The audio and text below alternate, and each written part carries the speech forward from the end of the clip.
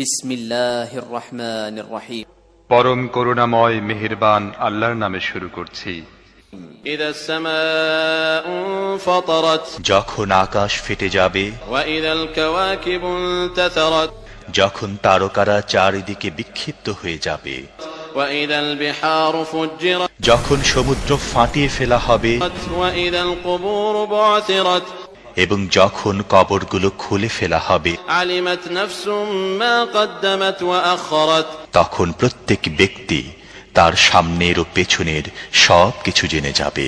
ইয়া আইয়ুহাল ইনসানু মা গাররাকা বিরাব্বিকাল কারীম, হে মানুষ, কোন জিনিসটি তোমাকে তোমার রবের ব্যাপারে ধোঁকায় ফেলে দিয়েছে? আল্লাযী খালাকাকা ফাসাওয়াকা ফাআদালাক, যিনি তোমাকে সৃষ্টি করেছেন, তোমাকে সুঠাম ও সুসামঞ্জস্য করে গড়েছেন। ফি আইয়ি সূরাতিন মা শাআ রাক্কাবাক, এবং যে আকৃতিতে চেয়েছেন তোমাকে গঠন করেছেন। কাল্লা বাল তুকাযযিবুনা বিদ্দীন, কখনো না, বরং আসল কথা হচ্ছে এই যে তোমরা শাস্তি ও পুরস্কারকে মিথ্যা মনে করছো।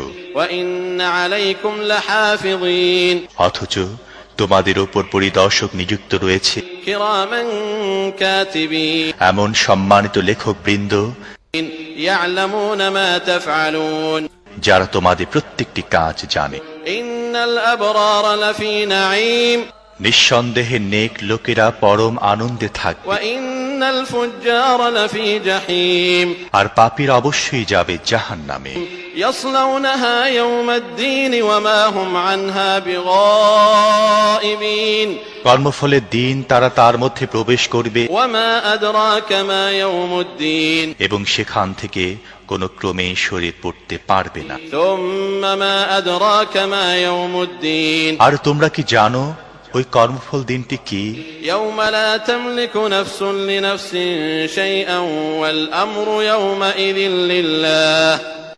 হ্যাঁ, তোমরা কি জানো ওই কর্মফল দিনটি কি? এটি সেই দিন যখন কারোর জন্যে কোনো কিছু করার সাধ্য কারোর থাকবে না। ফয়সালা সেদিন একমাত্র আল্লাহর ইখতিয়ারে থাকবে।